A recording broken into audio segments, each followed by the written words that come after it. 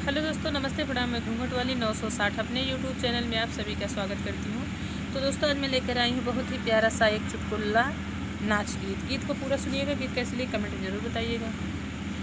हर हट नारी हमारे पाले परी, हर हट नारी हमारे पाले परी, हसिया हमारे खुरपी हमारे, हसिया हमारे खुरपी हमारे, टेकुआ लैके हरदम नीरावई खड़ी, टेकुआ लैके हरदम नीरावई खड़ी, हर हटी नारी हमारे पाले परी, लड़िका हमारे बच्चा हमारे, लड़िका हमारे बच्चा हमारे, पिलई लैके हरदम खेलावई खड़ी, पिलई लैके हरदम खेलावई खड़ी, हर हटी नारी हमारे पाले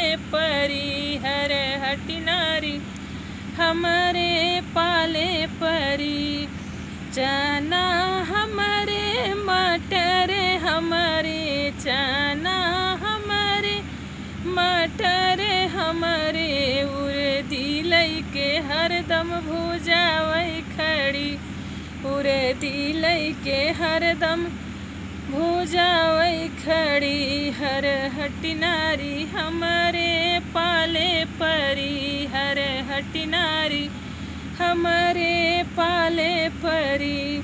तो दोस्तों, था मेरा प्यारा सा चुटकुला नाच गीत। आप सबको कैसी लगी गीत कमेंट जरूर बताइएगा दोस्तों। फिर मिलूंगी कोई अगली नेक्स्ट वीडियो में अच्छी गीत के साथ। तब तक नमस्ते प्रणाम।